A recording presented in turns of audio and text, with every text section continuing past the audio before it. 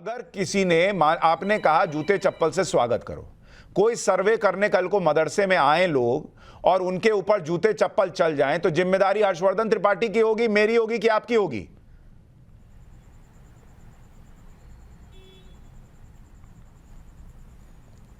Hello, आवाज आ रही है आपको? आवाज आ रही है? अब आवाज आ रही है आपको? हाँ, मुझे आ रहा है। मैं ये कह रहा हूं कि आपने कहा आ रही है। कि कोई सर्वे करने आए तो उसको कानून दिखाओ। मेरी बात सुनिए सर, मेरी बात सुनिए। उनको कानून दिखाओ और उनका जूते चप्पल से स्वागत करो। सुन लिया। कल को लोग आए और उनको जूते चप्पल मार दिए जाएं तो जिम्मेदारी आपकी होगी ना सर? मत दोहराइए,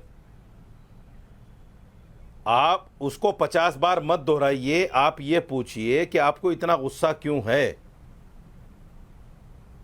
मैं क्या पूछूंगा ये आप बताइए। बातें क्यों कही आप ये पूछिए ना। नहीं तो गुस्से में, अरे भैया मेरे को भी बहुत गुस्सा आ रहा है। मांगिए पहले, उसके बाद मेरे को भी मान लीजिए, मुझे भी बहुत गुस्सा आ रहा है। तो मैं ये थोड़े कह रहा हूं कि साजिद रशीदी का जूते चप्पल से स्वागत कीजिए। मैं नहीं बोल रहा ना सर, ये भाषा नहीं है ना पढ़े लिखे लोगों की। ये क्या आप नहीं, आप मुझे बताइए, आप कोर्ट हैं क्या?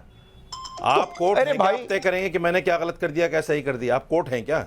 एक मिनट, हर चीज कोर्ट से तय होगी, हर चीज कोर्ट से तय होगी। आप कहेंगे जूते चप्पल चलाओ, ये कोर्ट से तय होगा। नहीं, आप कोर्ट हैं जो बताएंगे सर्वे करने आने वाले को जूते चप्पल से स्वागत करो। आप कोर्ट हैं क्या करने वाले? फिर भाई साहब, आप मुझसे ये पूछे कि आपने इतना गुस्से में बयान क्यों दिया है? नहीं, अरे भाई सुनिए, मैं आपको यही तो इतनी देर से समझा रहा हूं, इतनी देर से मैं आपको यही समझा रहा हूं। मैं आपसे गुस्से पे भी बात कर लूंगा, मैं आपसे कानून पे भी बात कर लूंगा, मैं सर्वे पे भी बात कर लूंगा, लेकिन आप कहेंगे जूते चप्पल से स्वागत करो, लोगों को हिंसा के लिए भड़काएंगे, तो मैं आपसे पलट कर कहूंगा कि ये बयान वापस लीजिए, माफी मांगिए और फिर हम बात करेंगे आगे।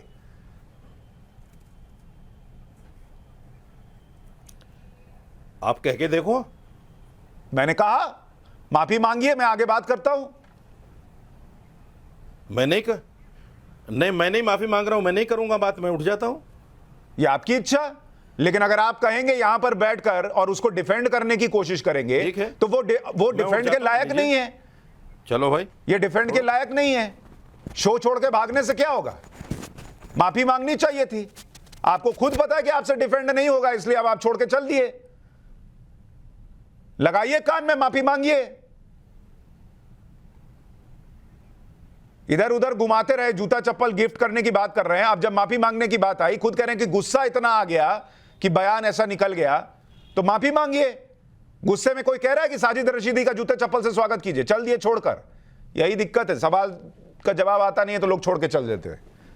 रिजवान अहमद चले गए वो छोड़कर। इससे ज्यादा मैं उम्मीद नहीं कर रहा था कि माफी मांग लेंगे, गलती से निकल गया था तो बोल देते कम से कम, लेकिन वो कह रहे हैं कि मुझमें इतना गुस्सा है इसलिए मेरे मुंह से ये निकला। क्या कोई गुस्सा जस्टिफाई कर सकता है इस बात को कि भाई कोई सर्वे करने आए तो उसका जूते चप्पल से स्वागत करो, और कल को जूते चप्पल चल जाएं, कहीं मारा पीटी हो जाए और पुलिस पलट कर लाठी चलाए, तो जिम्मेदारी इस आदमी की होगी या नहीं, और इन पर एफआईआर होनी चाहिए या नहीं होनी चाहिए? जी शुक्रिया। अब इतनी देर से हम चुप बैठे थे, मेरी बात अगर किसी को कड़वी लगे तो वो भी जब मैं बोलना बंद कर दूं तो बीच में बोले। अभी कोई व्यक्ति मुझे संस्कार सिखा रहा था, जो व्यक्ति पूरे हिंदुस्तान के चैनल्स पर एज अ पैनलिस्ट डिबेट का माहौल खराब करने के लिए मशहूर है, और 2017 से पहले लाल टोपी पहन के जो थाने में गुंडागर्दी होती थी वो पता नहीं कौन से संस्कार थे। पहली बात। दूसरी बात, हर्षवर्धन भाई ने जो बात बोली उसमें एक पकड़ है। उन्हीं हर्षवर्धन भाई की बात को मैं थोड़ा सा एक नया रूप दे देता हूं। आपने कहा मौलाना साजिद रशीदी, एक तो धर्म गुरु भी आपने बोला। नंबर 1, टेक्निकली आप इनको धर्म गुरु नहीं बोल सकते। नहीं, मैंने धर्म गुरु नहीं बोला, मैंने मुस्लिम स्कॉलर बोला। हम लोग इसको इस तरह से बोलेंगे। अच्छा, आपने नहीं बोला, अच्छा मैंने सुना था, ओके सॉरी, कि खुद को मौलाना कहने वाले साजिद रशीदी, क्योंकि इसकी हैसियत मौलाना, मौला से आया है, मौला से, इनकी हैसियत मौलाना कहलाने लायक नहीं है। दूसरी बात। तीसरी बात, अभी एक आपके सम्मानित पैनलिस्ट ने बोला कि भाई मदरसे मॉडर्न हो गए क्या। देखो यार, मदरसे ना सुशांत भाई मुसलमानों के इजारे हैं। ये तुष्टीकरण के चक्कर में जब हिंदू इसमें बीच में बोलने लगते हैं ना तो मजा नहीं आता, कड़वाहट पैदा होती है, ज्ञान होता नहीं अंदर का, लेकिन तुष्टीकरण के लिए बोलना है। अब इनको ये बात नहीं मालूम कि 3 दिन पहले मौलाना फिरंगी महली ने ये साफ कह दिया है कि मदरसों में हम दीनी तालीम देते हैं, हमें मॉडर्न होना ही नहीं है, हमें बेसिक एजुकेशन चाहिए, सिर्फ 8वीं क्लास तक की। ये मौलाना फिरंगी महली का बयान है। अब आपके चैनल पर सेकुलर पार्टी के प्रवक्ता मौलाना फिरंगी महली से तो बड़े हो नहीं गए, तो मदरसों को कितना मॉडर्न होना है कितना नहीं होना है ये मुसलमानों पर छोड़ दो।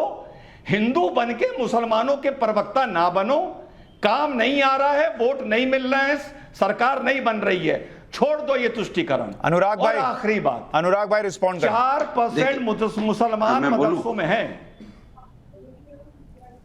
मैं बोल लूं? बोलिए। देखिए, सवाल ये है कि मैं हिंदुस्तान की बात करता हूं, मैं जाहिलों की तरह ये नहीं बात करता हूं वो हिंदू है वो मुस्लिम है। हम उस संस्कार में पले बड़े हुए हैं जहां हिंदू मुस्लिम भाई भाई, वो हमारे त्योहार में हमारे यहाँ आते हैं, हमारी होली दिवाली में हमारे यहाँ आते हैं, उनकी ईद में सेवई खाने हम उनके यहाँ जाते हैं। इसी संस्कार को देख के हम लोग बड़े हुए हैं। वो मेरी गुजिया खाते हैं, हम उनकी ईद हम जाके उनकी सेवई खाते हैं, और हम एक दूसरे के धर्म का सम्मान करते हैं और एक दूसरे के धर्म को जानते भी हैं, समझते भी हैं और आदर भी करते हैं। हम डिबेट पे चापलूसी करने नहीं आते पैसे लेके, हम आते हैं यहाँ पे बात करने, हम व्यक्तिगत हमले करने नहीं आते किसी का। हम पता है किसकी कितनी हैसियत है, वो हमें बताने की जरूरत नहीं है। हाँ, हो सकता है सुशांत जी को ना पता हो, हमें पता है, इसलिए हम उसमें नहीं जाना चाहते।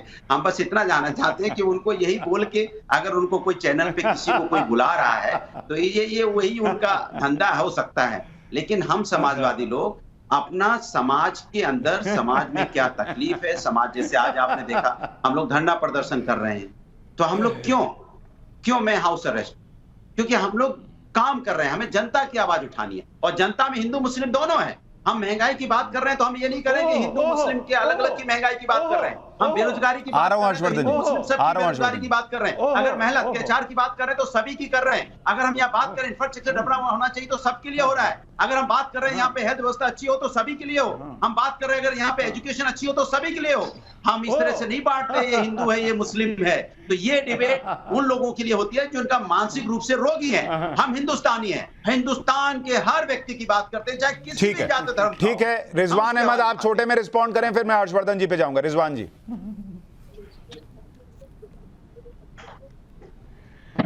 पहली चीज, हर धर्म का सम्मान करिए, मदरसे कितने मॉडर्न होने चाहिए इसमें ना घुसिए, पहली चीज। दूसरी चीज, यार इतनी अच्छी अच्छी बातें करते हो अनुराग, ये जनता वोट क्यों नहीं देती मेरे भाई? तुम तो राजनीति में हो ना, चुनाव लड़के हारे हो ना। यही बात जब भाषण में बोली थी तो जनता ने वोट क्यों नहीं दिया? आज देश की जनता को बताओ क्यों नहीं दिया वोट?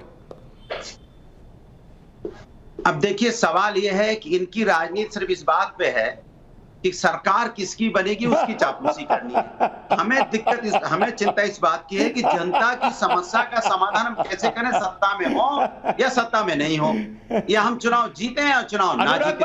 अगर हमें 90,000 लोगों ने वोट दिया है तो 90,000 लोगों की चिंता करना मेरी ठीक है। अब आप लोग पर्सनल ना जाएं, मैं मदरसों पे था, मैं मदरसों पे था, नहीं मैं मदरसों पे था भाई। मैं ये कह रहा हूं अखिलेश यादव भी मुख्यमंत्री थे, मदरसों का मॉडर्नाइजेशन तब भी नहीं हुआ।